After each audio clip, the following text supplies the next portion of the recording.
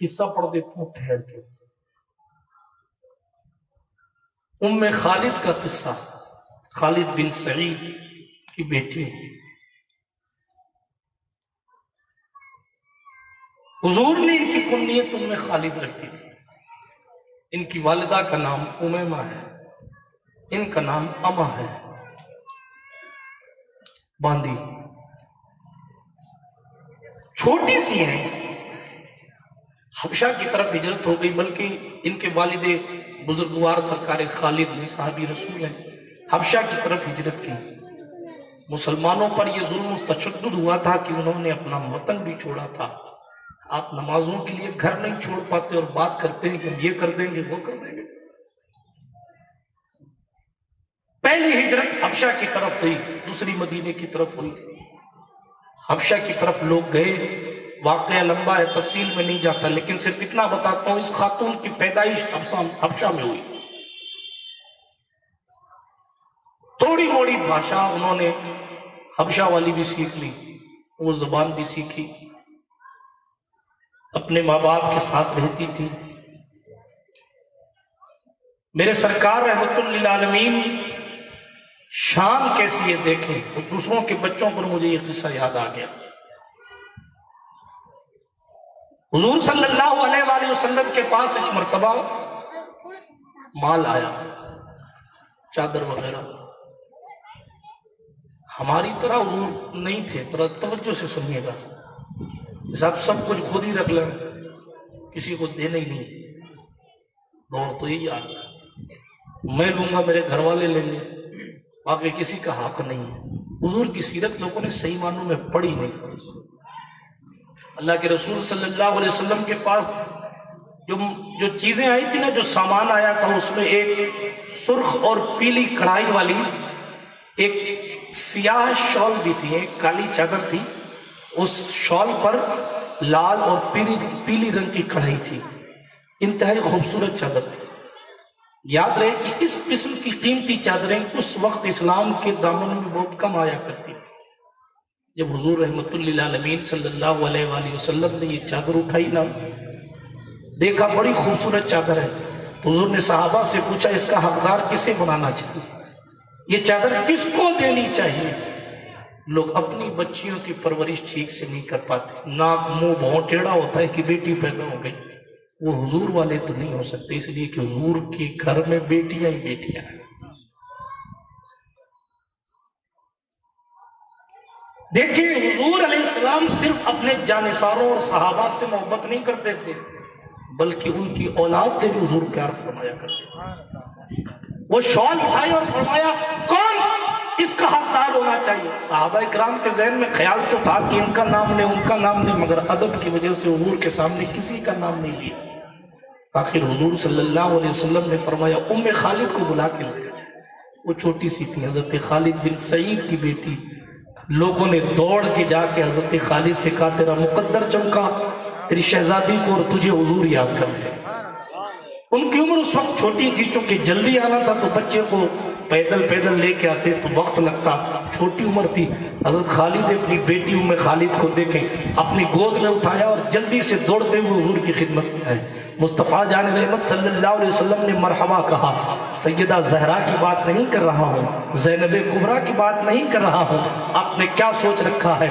اسلام جناب والا, اسلام کا دامن کوئی مختصر دامن ہے, کوئی جناب والا تنگ دامن ہے, معاذ اللہ رب العالمین. ذرا دیکھیں میرے سرکار کی سخاوت دیکھیں. حضور چاہتے کہ یہ چادر حضرت سرکار فاطمہ زہرا کو دے دیتے, حضور چاہتے تو یہ چادر ام کلثوم کو دے دیتے, مگر حضور کچھ سکھا رہے ہیں, کچھ سمجھا رہے ہیں. رحمت للعالمین صلی اللہ علیہ وآلہ وسلم تربیت فرما رہے ہیں. تربیت کی چلی تھی ادھر چلی گئی. سرکار ام خالد کی بات چل رہی تھی, میں اپنے موضوع پر آتا ہوں. چھوٹی سی بچی ہے, باپ گود میں لے کر آیا. حضور علیہ السلام نے مرحبا کہا.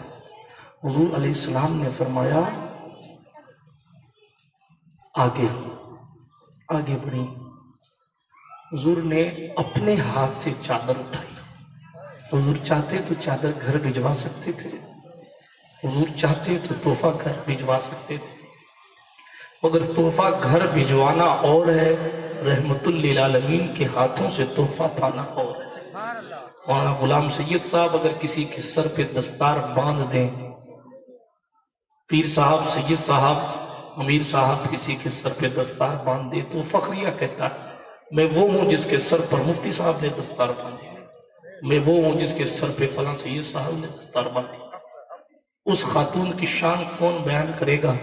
اسے حضور نے فرمایا آگے آؤ، میں خود تمہیں اپنی طرف سے شال اڑا دیتا ہوں۔ قیامت کی صبح تک عالمہ بننے والوں کی ردا پوشی ہوتی رہے گی، مگر حضور نے جو اس خاتون کی کر دی وہ قیامت تک وہ تصویر دوبارہ نظر نہیں آئی۔ کیا وہ علی کی بیٹی تھی؟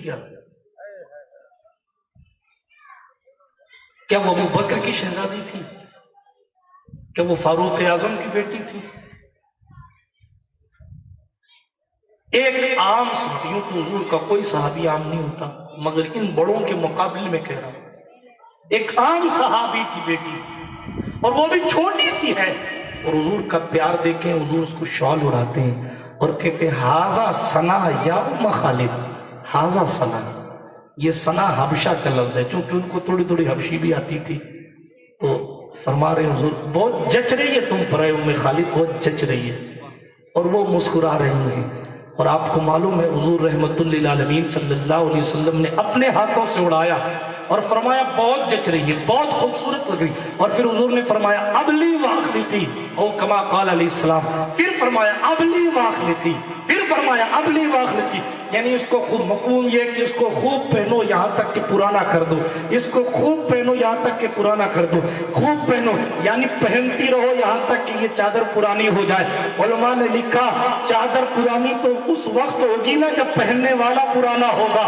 حضور نے چادر اڑا کر محبت سے لمبی عمر کی دعائیں دی ہیں کہ تم پہنتی رہو گی، چادر پرانی ہوتی رہے گی، تمہاری عمر لمبی ہوتی رہے گی۔ اور یہی وجہ رہی وہ صحابیات جو سب سے آخر میں اس دنیا سے گئی، ان آخری صفوں میں جانے والی صحابیات میں حضرت ام خالد کا نام آتا ہے۔ یہ مصطفیٰ جان رحمت کی صحابیہ، چھوٹا سا ابھی بچپنا ہے، اتنی خوش ہوئی میں جب اس جملے کو پڑھتا ہوں تو حیرت کرتا ہوں۔ ہم حضرت بھگا دیتے ہیں، دھکے دے دیتے ہیں، دور رہو، دھکے مت دو، ہاتھ مت چومو، مسافر مت کرو، وقت نہیں ہے۔ حدیث کے الفاظ ہیں کہ وہ خاتون اٹھی اور خوشی میں حضور کی پشت انور پر مہر نبوت تھی نا، وہ دو کندھوں کے درمیان، حضور کے دونوں شانوں کے درمیان ہلکی سی ابری ہوئی جگہ تھی جس پر خدا کی طرف سے یوں سمجھے کہ مہر لگی ہوئی تھی کہ یہ ہمارا نبی۔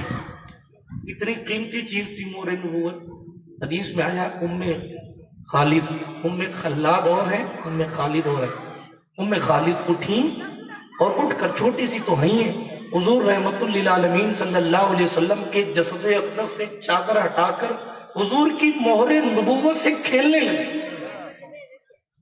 اب جب حضور کی مہر نبوت سے کھیلنے لگے صحابی خالد کھڑے ہو گئے، بیٹی کیا کر رہی ہے؟ پیچھے آ گئی۔ جس کے تلووں کو جبریل چومتے ہیں، اس کے جسم کی وہ جگہ جس کو دیکھ کر لوگ مسلمان ہوتے ہیں، سلمان فارسی جیسے لوگ جس مہر نبوت کو دیکھ کر اسلام کے دائرے میں آتے ہیں، حضور کے تلووں سے اگر زمین لگ جائے، ہم اہل سنت کے نزدیک آج بھی وہ زمین کا حصہ جہاں جسد مصطفیٰ لگا ہے اللہ کے عرش اعظم سے افضل ہے، کیونکہ وہ زمین مصطفیٰ کے جسم سے لگی۔